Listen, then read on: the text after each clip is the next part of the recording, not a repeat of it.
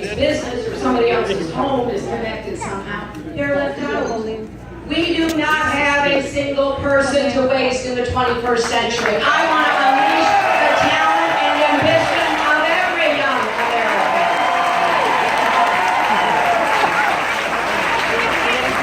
So we're going to give more high school kids the chance to do real work, to get credit toward graduation. We're going to make community college free so that high school students and everybody else can get 2-year degrees and credentials. Because we already today, we have a big gap. We have about 1 million jobs that are not being filled around America. And they're jobs for machinists and tool and die makers and coders and lots of other skills. And we have a lot of unions that I've been talking to over the past year and a half who are seeing their workforce get older.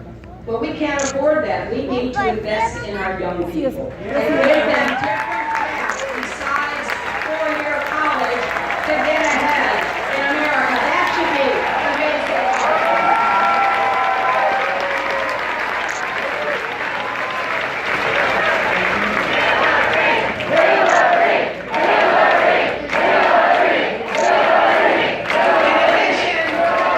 In addition to jobs from infrastructure, advanced manufacturing, I've seen a couple of examples of that over the last week in Ohio, Pennsylvania.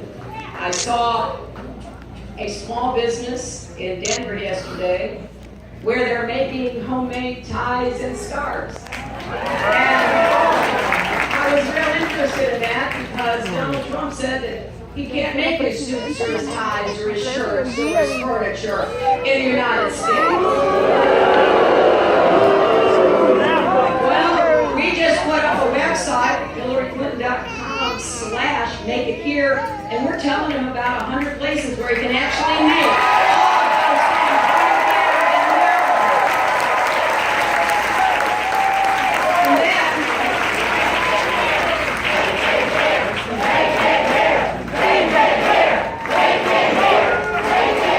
And then I gotta tell you,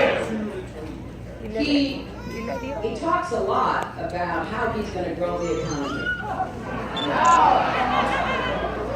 Yet he doesn't make things in America. And just this past couple of weeks, he asked for more visas to bring in foreign workers for his golf courses. And when asked, why would you do that? He said, well, we can't find workers here.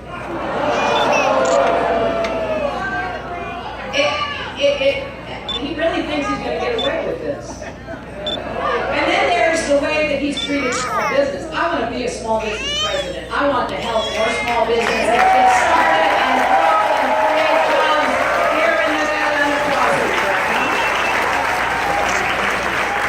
But I have now been hearing stories from so many people who did work for Donald Trump in one of his buildings, and then they wouldn't pay him.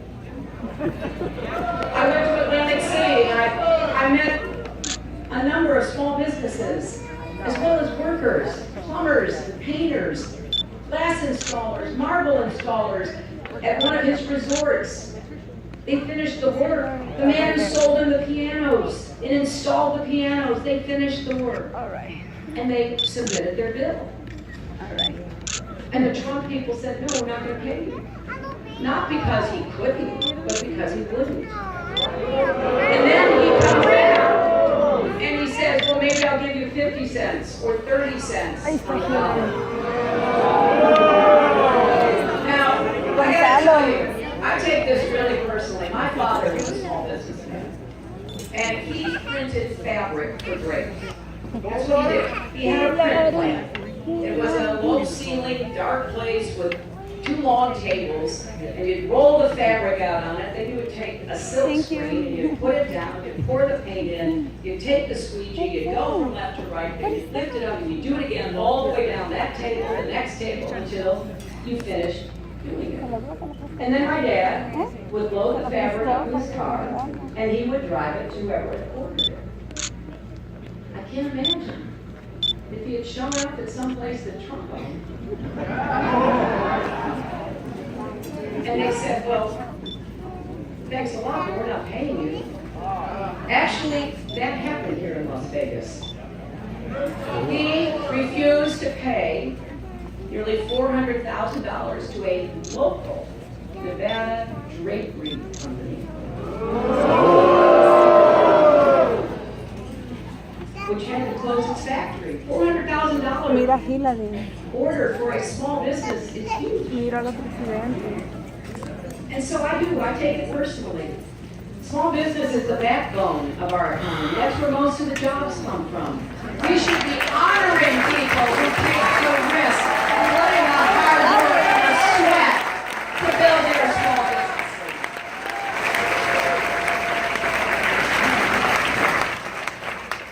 I also was disturbed when we learned some months ago that during the terrible housing crisis, and no place was affected more than right here in Clark County. Nobody. And I remember, because in '08 I walked some of those streets and some of those neighborhoods, and I met with people who were on the brink of or having been foreclosed, and it was heartbreaking. And we still have work to do. But what did Donald Trump say when all of this began to happen? Well, he basically said, hey, this is good for me. I can go buy. I can make money. Didn't matter the heartbreak. 5 million homes were lost. $13 trillion in family wealth was lost, mostly homes. And what was Donald Trump doing? He was thinking about himself. So you've got to ask yourself in this campaign, do you want a president who stands for you're fired or one who stands for you're hired?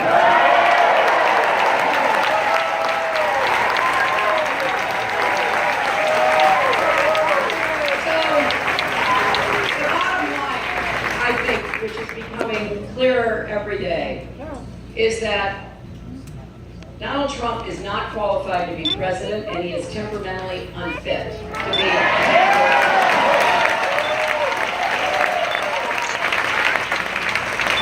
I said it Thursday night at the Democratic Convention. Anyone you can provoke with a tweet should not be anywhere near nuclear weapons.